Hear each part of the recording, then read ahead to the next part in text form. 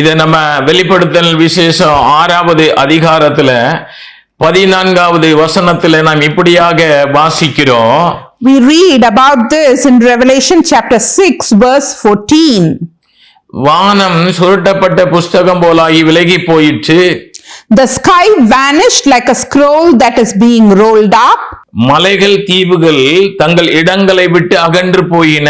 And every mountain and island was removed from its place. கம்சக்கா தீவு 6.5 அடி அதாவது 2 metre என்ன செய்திருக்கு, தன்னுடைய இருப்பிடத்தை விட்டு முற்றிலும் விலகி போயிருக்கிறது. இதுவரைக்கு இந்த பூமியில இப்படிப்பட்ட ஒரு பகுதி நடந்ததே கிடையாது. ஒரு பூமி அதிர்ச்சி உண்டாகிறது அப்படின்னா, ஒரு பெரிய ஒரு பூமி அதிர்ச்சி உண்டாகிறது அப்படின்னா அதுல என்ன நடக்க அப்படின்னா 1 இன்ச்சு அதாவது சில அங்குலம் அந்த பகுதிக்கு தான் என்ன செய்யும், அது கொஞ்சம் அகன்று போகும். ஆனா இப்பொழுது 6.5 அடி அது அகன்று போயிருக்கிறது, 2 மீட்டர் அப்படின்னா. இதை பார்த்து அமெரிக்க விஞ்ஞானியும் சரி, ரஷ்யாவுடைய விஞ்ஞானியும் சரி, அதாவது ஐரோப்பிய கண்டங்களுடைய தேசங்களுடைய விஞ்ஞானிகளும் சரி, புவியியல் ஆராய்ச்சியாளர்களும் அதிர்ச்சி அடைந்திருக்கிறார்கள். Children of God, this island, peninsula island named Kamchatka, where this immensely powerful earthquake took place, it is said that it has moved from its place nearly 2 meters away. That is 6.5 feet away from its original place.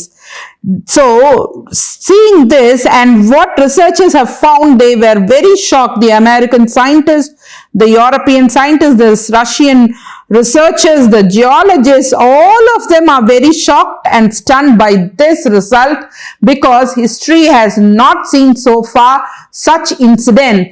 When there is a powerful or a great earthquake in a place, we can see that it is very normal that the place will move up to 1 or 2 inches. But 6.5 feet or 2 meters away from its place, that is a great peninsula island has moved from its place. தேவ பிள்ளையே, Children of God, இது எல்லாம் இன்னைக்கு வேதத்தில் சொல்லப்பட்டிருக்கிறது, அப்படியே என்ன செய்து கொண்டிருக்கிறது, நிறைவேறி கொண்டிருக்கிறது. This is what all it is mentioned in the scriptures, the prophecies, what God has revealed is getting fulfilled nowadays. எரேமியா 31வது அதிகாரத்திலே 35வது வசனம் இப்படியாய் சொல்லுகிறது. Jeremiah chapter 31 verse 35.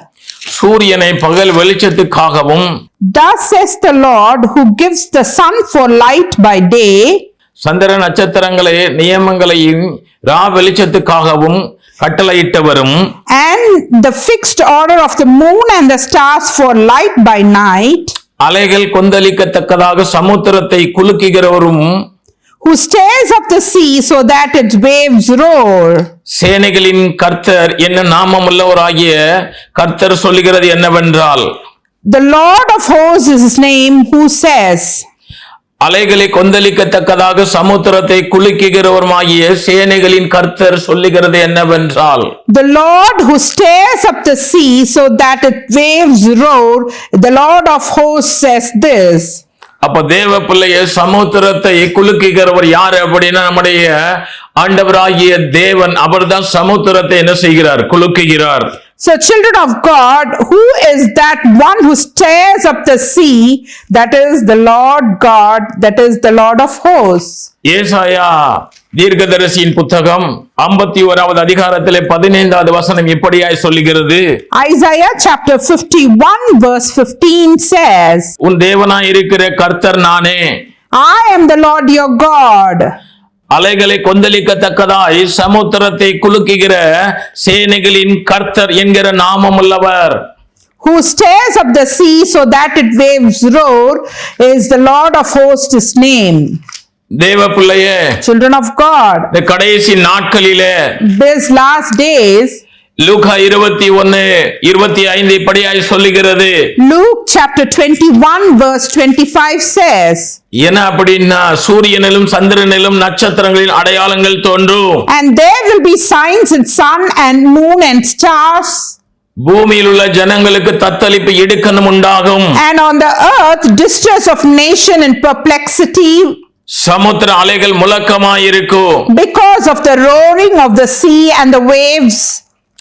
அப்ப தேவ பிள்ளையே, Then children of God, சமுத்திரத்தின் அலைகளை கொந்தளிக்க பண்ணுகிற தேவனாகிய கர்த்தர் என்கிற நாமமுடையவர் நம்முடைய ஆண்டவர். children of God, our God is the name who has the name who makes the sea roar or stirs up the sea and the waves.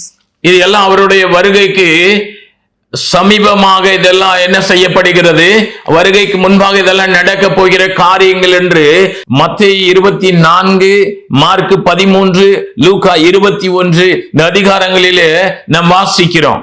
We read about the coming of Jesus Christ in these last days. Such happenings will occur in Matthew chapter 24, Luke chapter 21 and Mark chapter 13.